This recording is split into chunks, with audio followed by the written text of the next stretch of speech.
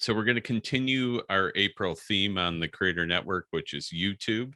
And Eric Worral of Loco Ventures is going to chat with us tonight. Eric is a full-time YouTuber that creates a ton of content and consults with companies about YouTube and other marketing strategies. He also runs a YouTube channel called Social Nope. And Eric, you're cool if I share that in the chat. That is his channel. If anybody wants to go grab it, subscribe to it. There's a lot of cool stuff on there.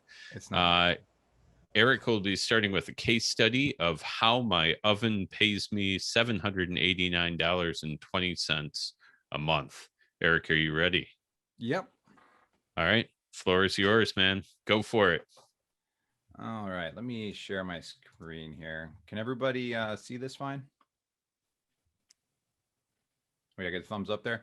Anybody know what movie this is from? Just for bonus points. I don't have real prizes to hand out. I feel like somebody might know. Dumb and Dumber. Oh yeah. So if you guys remember the beginning of Dumb and Dumber, it's Lloyd Christmas, Jim Carrey's character. He like rolls the window down trying to impress this woman, and then it doesn't work out because he's an idiot in that movie. And he rolls the window back up and he gets in the front seat and he's actually the driver and takes off. And the reason I shared this is actually for two reasons. One is if you're getting into YouTube and even video on any platform, like a thumbnail that creates some sort of hook of some sort or curiosity, a lot of times works pretty well. So you'll see this strategy used on YouTube quite a bit where you're like, okay, I'll click just to see what it's about.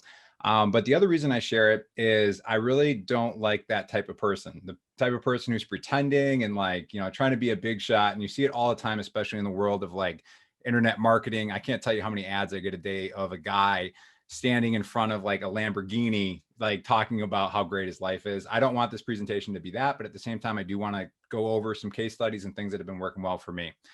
So this is a thumbnail that should probably be changed because that picture is horrendous. But basically what we're looking at here is a Brava oven. Now, a lot of you probably aren't familiar with it. I actually was getting ads served for this and a competitor of theirs.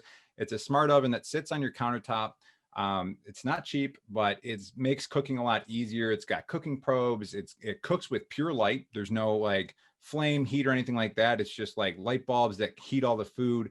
And you can put in like a full dinner, like a steak, broccoli and potatoes in different zones, and it'll cook all of it with one push of the button. It's really neat.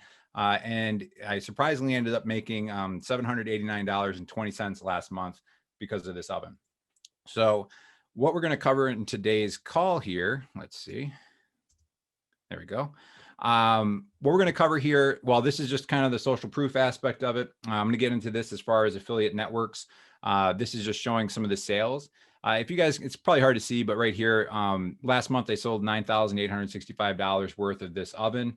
I get an 8% commission on those sales. So between these, how many sales here, looks like 8, I ended up making $789. So we'll get into the whole network and how that works as well. So what we're going to cover on the call today, what is affiliate marketing? I know that some of you probably have a good idea of what it is and others are like, I have no idea. So I'm going to start pretty basic and ramp up through this presentation. And then Neil kind of teed up the rest of it pretty well as well. And then how do you find good opportunities with affiliate marketing? How do you drive traffic with video? And this isn't just for affiliate marketing. This is going to be for your business as well. So the popular, shoe brand Zappos, a lot of people are familiar, probably everyone's familiar with it on this call. Typical transaction looks something like this, right? The customer, they log in, they go to Zappos, they find shoes they want, they go to the site, they buy them, and that's it. Simple transaction. But when you get an affiliate involved, what happens is an affiliate's like an influencer. And I consider myself an influencer, but not in the typical sense that people think of an influencer. People think of like somebody like, taking selfies on Instagram and pushing makeup or whatever it is. Most people have no idea who I am, but I influence a lot of purchase decisions every single day on YouTube. And I influence people in that way. So what will happen is that same person might land on a piece of my content and then learn about the Zappos shoes that they were interested in. And when they click my link, what happens is that link ends up getting a cookie and it starts tracking it. And so then when they go to the Zappos website, you can kind of see how the link is now orange. It's saying that this link actually came from Eric, that affiliate that's part of your network. And if they end up purchasing, the customer purchases these shoes for $100, what I would get in this particular example, and this is the actual numbers, is I would get $7. And I'll explain where that $7 comes from later in this presentation as well. So affiliate marketing lingo, I think this is helpful because it can be confusing a little bit because they use different marketplaces use different terms. If you're looking on the left-hand side, like I'm an affiliate, I'm also called the publisher. The companies that I partner with are called advertisers or merchants. And then typically you're connected through an affiliate marketplace, which is kind of like a hub. And those hubs are there's tons of them. There's like, I learn about new ones all the time, but Impact Radius, Commission Junction, ClickBank, Rakuten, which you might have heard of. There's so many of them. And what happens is I can log on to these networks and find different advertisers and merchants, and those merchants can connect with me. And these hubs actually help facilitate the tracking and conversion and sales and payment of affiliate marketing. So with Zappos, I chose them because they're actually on Commission Junction, which I showed you a screenshot of earlier. And they're an affiliate network on there, as you can see. And I'm going to kind of zoom in on this section right here because I think it's really important if you're looking at affiliates and the way that they work. And what you can see here is a green bar. The way Commission Junction does it is they kind of just give you essentially a star rating is what this is. You know, like 5 means it's a good affiliate. And then over here, they do different metrics. So the sale is the easiest one to figure out. You get 7% of the sale. So that's why if it was a $100 pair of sneakers, I get $7. Then what this EPC stands for is earnings per click. And that's a really, really important metric that I look for quite a bit when I'm looking at an affiliate opportunity. And why don't we dive more into that? So EPC, EPC, EPC. So EPC is so important, and I'm going to explain it right now through like a scenario here. And most of us, you know, we can probably figure this out because we know math, but product A costs $1,000 and they offer a 10% commission and a conversion rate of 1%. Now, product B costs $100 and they offer the same 10% commission, but a conversion rate of 20%. So what you can see up top is the EPC for product A is $1. So every click on average would earn you $1. The reason I have 100 in there is that some marketplaces actually multiply it by 100. They do EPC based on 100 clicks. Some do it based on 1 click. So that's why you see that discrepancy, and that's going to show up throughout this presentation. But product B, on the other hand, is $2 and 200. So literally twice as much money. And it simply comes down to the fact that the conversion rate is so much higher. So sometimes you might see a product or a service that you're like, wow, like I love that product or service. I'd love to promote it and make some money from it. But the problem is that product doesn't convert. So EPC is great because it's just such a simple metric to look at really quick. So what is a good EPC? I say good, but really like you could probably use the word great here. $200 to $300 per 100 clicks, or $2 to $3 per click. So if you, depends again on the network you're on. Some of them will use different metrics, but basically if you can earn $2 to $3 a click, that's pretty darn good. I've done a lot worse than that, and I've done a lot better than that, but that's a pretty good benchmark to use. And like I mentioned before, it's just the simplest measure of conversion and income potential in one metric. And that's why I like looking at EPC quite a bit. So how did I get a free Brava? Originally what I was looking at was, and I should probably give a little backstory. And I think I was saying earlier, I have 2 little kids, and when you have little kids, suddenly your time goes from like way out here to this big. And I saw like an ad or something about this June oven. And basically what they were saying it could do is save you time because it makes cooking quicker. It's easier, everything's smart app. But you're like, is this marketing or is it true? I don't know. So I decided I wanted to make a educational video on how you could save money purchasing the June oven, and then see if I could turn that into a free June oven for my home.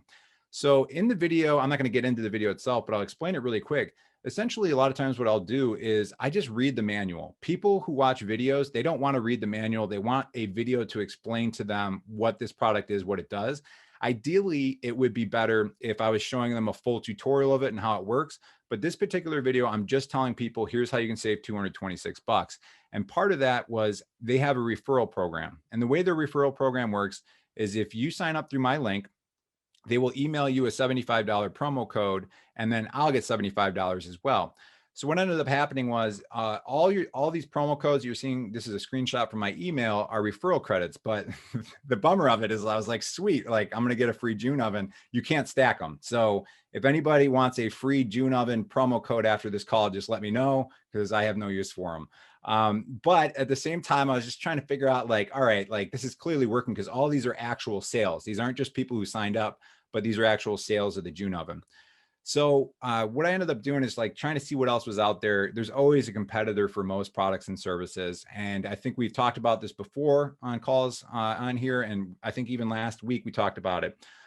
But you can start putting in the brand and then just the word verse into the YouTube search bar, and the suggested search terms come up. So I can tell you just from experience, if you are looking to partner with brands, brands like Breville and Ninja, very hard to partner with. They're just way too big. There's like 20 people in their marketing department. Nobody can make a decision. And a lot of times these bigger companies are hard to deal with. And then a couple other ones. This one's just blank. I don't know, maybe people are just searching it without anything else. And then of course, air fryer and microwave don't really make sense for what I want to do because I want to compare it to an actual competitor. So I landed on Brava, checking them out. So what I did is I went to Brava's website, and on their contact page, they have a section here that says for pressing queries, just email us at press@brava.com. So what I did is I just emailed them. And in that email, I couldn't get it all in the screenshot here, but I actually took a little screenshot of all the referrals that I have generated for June Oven and just saying, hey, I'm thinking about doing like some video content on Brava versus June Oven. I'd love to partner with you guys.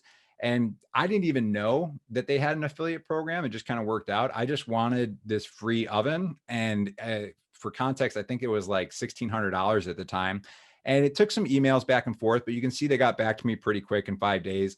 And eventually they shipped me the $1,600 smart oven, which I love it. I use it every single day. I've cooked the best steak I've ever cooked in my life with it. The thing is awesome. So I'm definitely a brand advocate for them. I absolutely love it.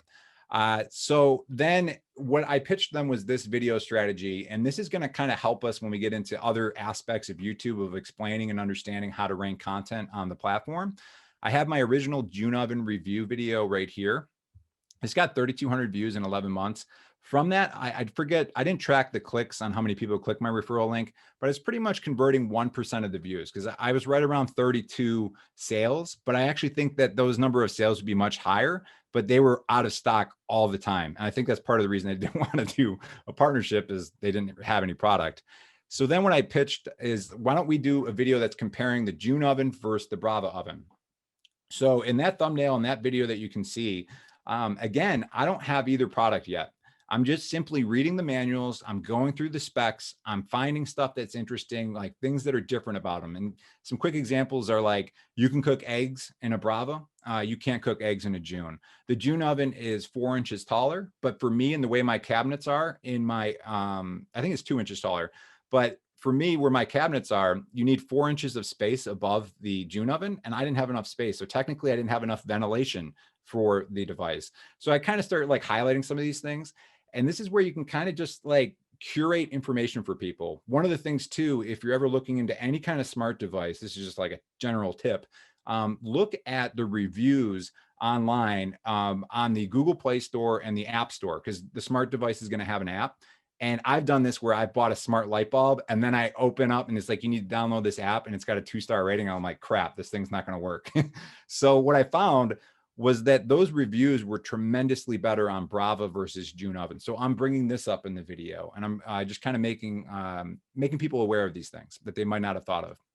And then the third video is Brava 3 pros, 3 cons.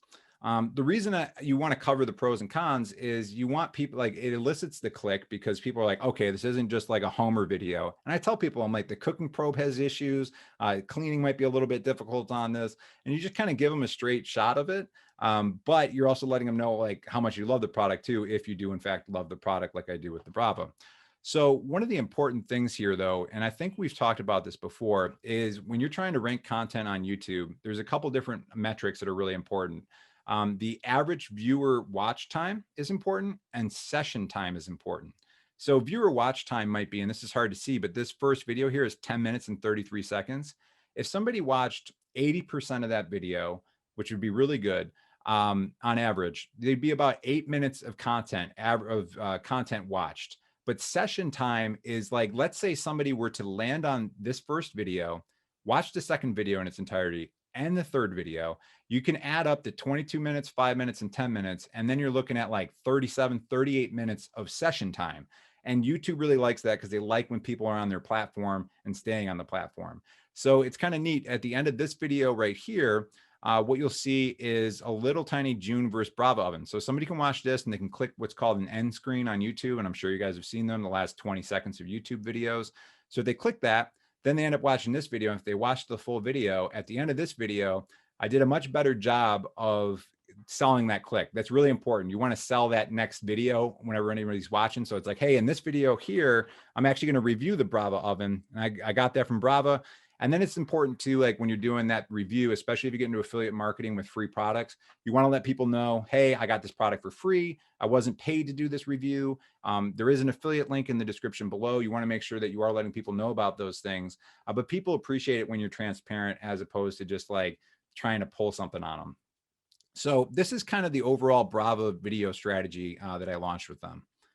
So a rough SOP for evaluating affiliates. This will probably make Barb cringe a little bit looking at how simple this is. But first thing I want to look for is what is the EPC? Like what is the earnings per click that they are saying in whatever platform it is? You don't always get this information, especially if it's a new product or if they created a custom affiliate program. But most times you can get the EPC data. What are the views per year? And specifically, that is for the brand keyword plus reviews. So in the case of Brava, it would be like Brava oven reviews. Like that's the keyword that I would be looking up on YouTube. And then is there room for improvement based on the videos that you're seeing on YouTube? You can always go through those videos and we're going to do some live case studies up after this presentation here. And then what we'll do is calculate the estimated annual income that you can make from the video. And I'm going to show you a calculator that I created myself that I use for these projects. So this is just the ultimate digital fatigue. Does anybody know what that is? Anybody have any guesses? I'm not going to guess that anybody's going to guess it because it's just a stupid little joke, but it's Zoom plus PowerPoint. So I'm not going to make you guys watch a PowerPoint this entire time. What I want to do at this point is be more conversational and walk through things, walk through a case study and show you kind of how I would assess different video strategies and things that you can do. Before I get to that, just the presentation that we went through. I know we went through quick because I wanted to get to more content. Did anybody have any questions that stood out or anything? Yeah, hey, Eric, first, awesome, man. This is really creative. Quick question. So, you know how with Google AdWords, you can actually find what are good AdWords to focus on based on what people are paying for, how many searches are happening. Is there a way to do that also for video content before you actually start thinking about what you want to produce? I would say where Google AdWords is really handy for YouTube is you get an idea of how much people are bidding up different keywords. So like if you put Brava oven or June oven or smart oven and that into Google AdWords, it's going to give you kind of that range. I haven't been on it in a little bit, but it'll give you an idea of what people are spending. So if you do have a monetized channel, then you can start to look at like, what could I potentially make on AdSense? So typically on YouTube, you make $2 to $10 per 1,000 views on AdSense. I have videos that make $20 per 1,000 views, and I have videos that make pennies. And it's because the ones that are pennies might be like, you know, watch me shave my eyebrow off. Like no, you know, advertiser wants to advertise on that. They're like, I have no idea who the people watching that are. But if you're doing one that's on like legal, financial, you know, really high end keywords that get bid up in AdWords, then yeah, that's great for that. But as far as like finding the opportunities, I haven't explored that, but there might be something to that. I've got something there too, if you don't mind, Eric, which is TubeBuddy, which Barb actually did a good write-up about TubeBuddy that's on the Network Garage. Is a plugin that you can tie into YouTube that will show you search volume. It won't do valuations, but you can get at least volume out of it on the platform itself. All right. Yeah. TubeBuddy, vidIQ, those are both really great tools for just kind of, it's essentially the SEO tools of YouTube. Right. And if anybody's not familiar, SEO is search engine optimization. That's just a acronym. SEO is like how to make content that actually ranks for search engines. Anybody else have any questions? You can put them in the chat window. You can use your little reaction emoji looking thing at the bottom of the window to raise your hand if anybody has anything else. I did. Yeah, go ahead. Yeah. So another question.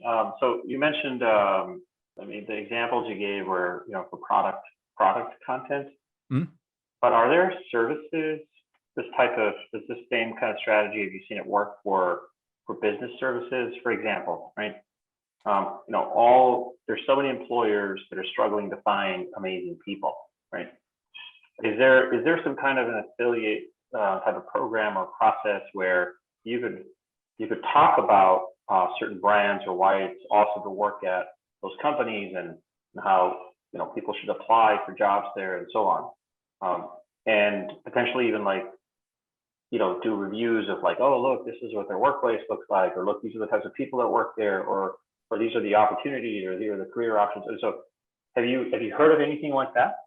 Yeah, I don't know from an affiliate standpoint, but I do know that, you know, obviously people go to Glassdoor and things like that. But if you have, a lot of times you can rank videos on Google searches. So it's a big decision where you're going to work. So people are going to Google different things. They might go right to Glassdoor, or they might put the company plus reviews in there. And it might just be that video that helps to sell them on the culture or whatever it is about that company. If the company is nationwide, YouTube makes more sense, because YouTube is an international platform. If it's a small company locally, like it still might be worth it, but you're not going to get a ton of views on that video because there's just not going to be the volume for it. Yeah. I did put on the screen here because I knew I'd forget it at the end of the presentation. I'm actually launching a new YouTube channel. That's why I got this like silly shot clock behind me. And so currently it's at 983 days. So I get really bored doing what I do. Like I make so much content. The channel that Neil provided you guys is like one of many channels that I have. I'm just making all this content and it's boring to me after a while. So I'm making a new channel, and what it's focused on is helping 1,000 people earn $1,000 a month passively within 1,000 days. So I launched a channel 17 days ago, and I'm keeping track of that. And that's my goal. I'm actually going through a YouTube course, development course with a guy named Daryl Eves right now. You guys might not know who he is, but he's, if you know who Mr. Beast is, he's like one of the top YouTubers. Like he's his YouTube coach. So the guy knows his stuff. Super impressed with the course, and I'm going to take everything I'm learning from that and really just combine it into a free YouTube course.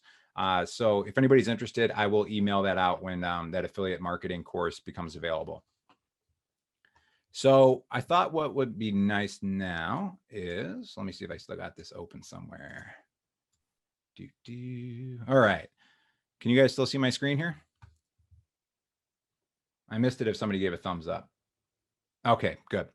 All right, so I wanted to run through 2 case studies, see if we can get through them both. We're going to do one for Vistaprint and one for Barb. So the Vistaprint one I chose because all of us are familiar with Vistaprint. Again, this is on Commission Junction.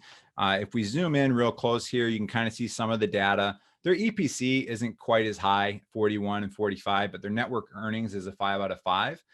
So what I would do with something like this is exactly what I just walked through in the presentation. Is I would go into YouTube first, and I would put Vistaprint reviews. And what I would start doing is just analyzing, like, what does the content look like? And this guy 5 years ago, 189,000 views. 1 year ago, 3.7, 13,000, 9 months, 8.4. So like moderately about 1,000 views per month. And then this guy is probably closer to like 2,000, 2,500 views per month. Probably, if you run through the numbers, this is where tools can be really helpful. There's a tool called vidIQ, which if I load this, it'll give me a historical reference for how many views that this video gets. And good, it worked, because it doesn't always work. Let's see if it actually works though. Yeah, this sometimes it can get a little funny. There it goes, 189,000. I do know from looking at this before, about in the past year, it's done 25,000 views. So what I typically do is I will take the information that I get from here on the 7 days earning per click, which is $45. And then I will take this information at 25,000 views, And I created my own custom affiliate kind of like calculator here. So the 46 cents represents, and why don't I zoom in again so you guys can see this fine. The 46 cents here represents the earnings per click that Commission Junction is saying this gets. The expected earnings per click is $1.50. And the way that I got that is I've found as a YouTube affiliate that my earnings per click is typically 3.25 times higher than whatever the platform says it's going to be. And the reason for that is I'm really educating people. I'm not sending massive amounts of traffic because it is hard to get somebody to click a link in a description. But when they do go to that site, they're very well educated and they're ready to buy. So I use that multiplier to figure out what I think my earnings per click is going to be. And then what I found from this video that I want to try to beat is doing about 27,000 views per year. And then typically I average a click every 41 views. And I did this by analyzing my own data and going back through different affiliates that I work with. So then I can expect 659 clicks per year. Just short of $1,000 on this particular affiliate if I was able to dethrone that video here. And keep in mind, you're not going to do this like day one. It might be like month 3 where all of a sudden you take over that first position that we saw it in. It always takes a little bit of time. And you can see even just going back that YouTube's like changing up the order of things because they're always testing and tweaking the algorithm to see what people are clicking on. And then since that guy did his video 5 years ago and is still getting traffic, I'm like, you know what, over 5 years, I might be able to make $5,000 on a Vistaprint review. So one of the things that I would do at this point is I would click on the video and then I love going to the comments, right? So the comments are always helpful because it lets you know after you definitely want to watch the whole video with a critical eye and then go to the comments because people are ruthless on YouTube. And some of them will say like, okay, he opens at 2:01. You're welcome. You've probably seen these types of comments before. It's basically get to the point. Like the guy just belabored the point. And the fact that this has 50 thumbs up tells me, you know, that's probably what happened. I appreciate it, but I wish you would have shared the options you chose as far as paper stock, etc., instead of focusing on shipping costs. There's another thing that you want to add to your video. Your editing gives me ADHD. I wouldn't give a lot of credence to that. That's just one person's opinion. You know, you get what you pay for. I always pick the lowest cost for delivery and it's always shipped within a couple of days. I feel sad for those who pay for fast shipping. That's a really great point that I wouldn't have known. So you can go through these quite a bit and you can see what people loved about it too. But I did watch a good portion of this video. And what I think he missed the boat on is he did talk about shipping and he just showed his new cards that he got in and stuff like that. I guess I could let it play. I'm not going to give him the AdSense. If anyone's not familiar, if I let this ad play for this entire time, this 20 seconds, he's probably going to make like 5 cents or something like that. But obviously when you have 189,000 views, you can make some pretty good coin. But you can see his is really like more of a, it's more like he made a movie, right? He's got all this stuff, but you want to get to the point right away with these videos. And what I think he missed on this was, if I was to do this, you want to think about like, what questions do you have as you go through Vistaprint? And their most popular thing is definitely business cards. And if you've ever been through Vistaprint, there's tons of upsells. They're known for their upsells. So what I would probably do is if I was to redo this video, I would do Vistaprint review, cheapest business card, most expensive. The thumbnail would be them up next to each other, maybe even sideways, so you can see the thickness a little bit different. And you're really building that intrigue because people are like, oh, is it worth spending the extra money on the thicker card, the gloss, whatever it may be? And then you can actually show them that. You can like do demonstrations and show what the difference is. And that is, in my opinion, going to be the angle that I would take on this particular video to get people to click and watch the video, because you want, and then of course, what you want to do too, is you want to see how long his video is. It's 5:27. Make your video roughly around that time length too, because it's working for him. And if you can do a video that's the same time length, but keeps people on longer, that's going to be helpful. And then the last thing that he probably didn't do. Yep.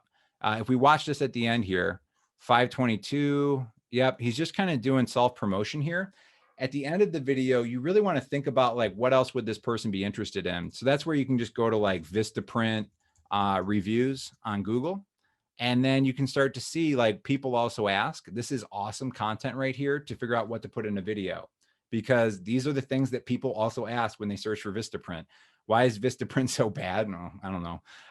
Why is it so cheap? What is better than Vistaprint? So you can kind of, maybe you want to make a comparison video of all the other options out there, and you could start doing reviews on those as well. And then every time you open these up, more open up. So this is a great tool that you can use to kind of just get in the head of the consumer. And also, if somebody typically is ordering a business card on Vistaprint, that's not, Vistaprint sells a lot of things, but they're known for business cards. You know where they are at in their journey. When you get a business card, a lot of times, especially if it's your first business card, you're either at a new job or you started a business. So you could have a follow-up video that's just like how to set up your website, right? Because that might be the next progression for that person. So that kind of covers that as far as going through Vistaprint. Does anybody have any questions on that? And then after we go through questions, I wanted to kind of just work through a case study with Barb. Does anybody have any questions? If not, we've got about 10 minutes for Barb, Eric, so maybe it would make sense to go for it. All right, let me see if I still got her notes up on screen here. I think I do. All right, so Barb was nice enough to kind of share some notes with me on best visualization tools in 2021. So if you guys aren't familiar, Tableau, Power BI, Excel, different data visualization tools. I got talking to her about it and like, what are some ways that we might be able to create content around this? And kind of a loose title that she came up with here, and this could be wordsmith, but why don't we just throw this into YouTube and see what happens? Well, why don't we just do Power BI and Excel and see what shows up. So this is really how, and this is a good example of not affiliate marketing for video, but trying to be front and center of people that are searching for your expertise. So Barb is really good with, and forgive me, Barb, if you want to unmute yourself, because I feel like you're going to be giving me a lot of insights here. On. You there, Barb? All right. So Barb, what's your preferred one out of Tableau, Power BI, and Excel? So I actually like Power BI more just because most of my clientele would be working with Microsoft products. It integrates really well and they don't need the Flash and all of the extra piecemeal software that goes with Tableau. Okay. So the cool thing about this is, you know, when somebody is comparing these tools that they're like trying to figure out which tool is right for them. Excel on its own, like that could be a million things. That could just be somebody like my level of experience with Excel. But when you get into Tableau and Power BI, you kind of have a better idea of who this person is and what they want. So like this video here is 1 year old. It's Power BI versus Tableau. And the reason the word burst is so powerful is, you know, you guys have probably heard this before. There's a funnel. This is a bottom of the funnel type keyword, like somebody who is searching this versus that, brand with review, these types of things. They are ready to make a purchase. They just need a little bit more information and guidance. So another one down here, this one's less than a year old, 30,000 views. You do want to take a look. It's kind of hard to see. I can zoom in for you guys. Like this channel has 35,000 subscribers. So she might've gotten 5,000 views from her subscribers, but she's still getting a good amount of views there. This one's a year old. It's got 62,000 views, but it's got 927,000 subscribers. So that one I might kind of skip over. This one, 307,000 views 3 years ago, 111,000 subscribers. So again, this guy might be getting 80,000, 100,000 views a year. And I can look at that actually with the vidIQ tool I was showing you guys. So the reason these videos are so powerful and is that you know where that customer is in their journey. Like you have an understanding of who they are. So what I would do is maybe just pick one of them, and I'd actually watch all of these, which might be painful depending on who you are. But you're just really analyzing them. Like what is the, I'm going to zoom out here. What is the like thumbs up to thumbs down ratio? It's not bad, right? What are the comments like? What does this graph over here look like? As you can see, 30,000 views in April, similar time, 27,000 views. So she's probably doing 3,000 views a month on Tableau versus Power BI. So for Barb to go into consults with people, there's no way in 1 month that you could talk to 3,000 people about these tools and then try to pitch them on your services. But having this evergreen piece of content, and evergreen being this, as you're seeing this slope going up, right? This is evergreen. This is ranking organically on YouTube. It's constantly getting eyeballs on her. And then of course, like we did in the other one, you can look at the comments, see what people are saying. You know, I'm not sure if you were right here. Power BI can handle much more data than Tableau. Yep. So a lot of these two are opinionated too. But Barb has done a great job of kind of running through a bunch of bullet points that she thinks she might go through if she was to do this review video. She's got a bit much in here, right, Barb? Like you'd probably want to pare this down quite a bit because sometimes, you know, like I timed myself on that presentation earlier today and it took me 15 minutes and it probably just took me 20 going through it just because it's, you know, it always works that way. Right. But what I would do too is I would take a assessment of like the top 5 videos. So this one, 3 minutes, 26 seconds, 10:48, 10 minutes, 8 minutes, 18 minutes, 42 minutes. So like these top ones, like besides the one that was 3 minutes, are typically around 8 to 10 minutes. And then I'm always looking to see if they actually made a good call to action at the end of the video. I hope to see you back for the next video. So I don't know if you guys caught that. She said, I hope to see you back for the next video. That's a terrible ending to a video because when people see that, they just click right off. You never want to actually lead somebody into an excuse to go. It's almost like you're like a clinger when you're making these videos at the end. You want to actually be giving them advice still in that last 20 seconds where you're like, oh, and that one tip that I mentioned at the beginning of the video, like I'm going to get to that right now. And I'm going to give you half of it and the rest of it's in this video here. And again, what you can do is just go to Google. And if you put this in, you'll get all sorts of questions that people are asking. Is Tableau better? What is the main difference? And then you'll just find, is Tableau owned by Microsoft? Like that is something that Barb could answer in 5 seconds in the video, but we know that that's something that people are asking. So the cool thing about people also ask, and you can use this even if you're just a salesperson selling a product, is like you can get into the head of the consumer and you're pretty much like either the questions or objections they have, you're answering them in the video. And one of the things that I've found that works really well, and I forget what the technical term for it is, but like comedians are known for doing this. Their best joke is the first joke and their second best joke is the last joke. And if you watch a movie and it's a trailer or something before it, and they run the credits of all the people that are in it, typically the first person that's in there in that trailer that's mentioned and the last person are the best.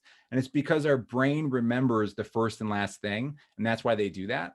But with YouTube, a lot of times, if I'm making content to try to hook them and hold attention, what I'm going to do is I get into it right away. Like if they're Power BI, I wouldn't start and say, hey, I'm Barb. I've been in this industry for this long, blah, blah, blah, blah, blah.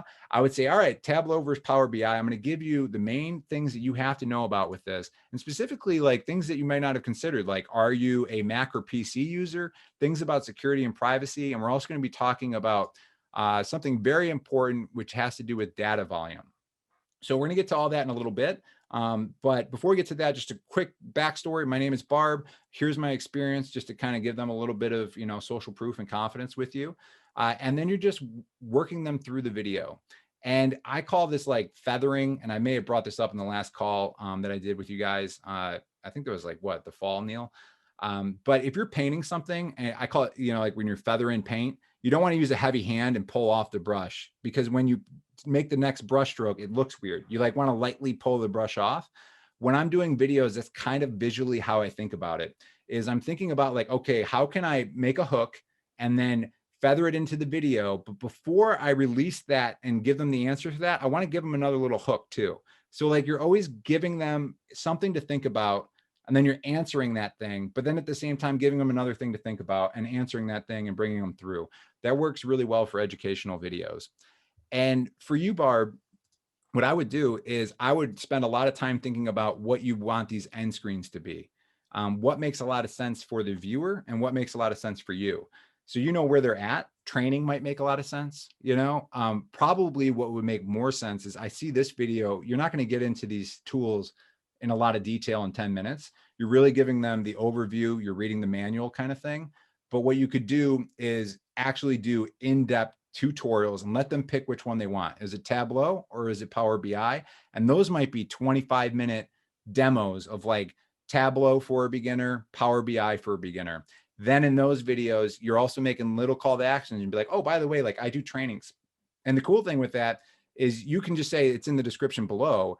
And in the beginning, you might be doing trainings as far as like one-on-ones. But if you see this video take off and all of a sudden you start getting a lot of traffic from it, then you're like, okay, I can't sustain this. Why don't I make a course now? And that's what this training is in the description. And then you just go back and you swap that description out with a course.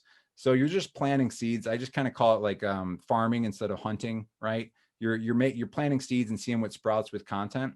And if you do this enough times, like you can definitely make a business out of it. And it works well for somebody like Barb, who can use software to really educate and explain things through video. So when you're talking about those end screens, so basically then instead of just going live with one video, I'm already going live with 3 videos so that I can already feather them into the next content. And then I can see how that plays out and add another video if they become more popular, or like how much am I investing? I go the path of least resistance on that. So I will tell them, hey, check out my other video on Power BI, and I'll link to her stuff. I don't care. I just want to keep them on YouTube. But what that does is it gives them something to go to and to stay on YouTube for a while and on that same subject. And then I'm just, I don't want to say I'm throwing spaghetti at the wall to see what sticks, but I want to be strategic with it. But when you do have a video start to take off, then I just go back into my YouTube studio and I will swap those videos out with the ones that I create later. Sometimes if I think if I have a good following, I can't do that because they're like, Eric, that's not you.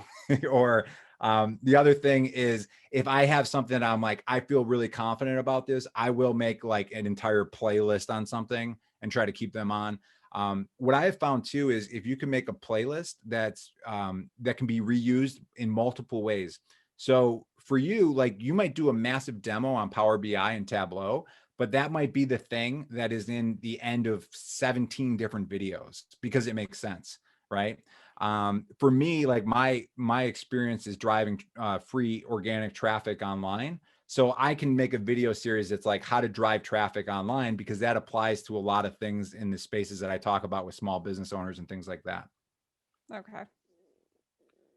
Did anybody else have a question? I don't have a question. I wish these videos I saw, because I just took a Tableau course in my finance MBA Oh yeah. late summer. I wish I saw these before.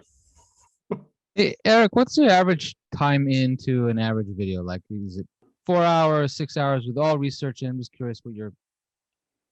It all depends. So like that video I did for the Brava oven is super long. Well, actually it was right there, right? That's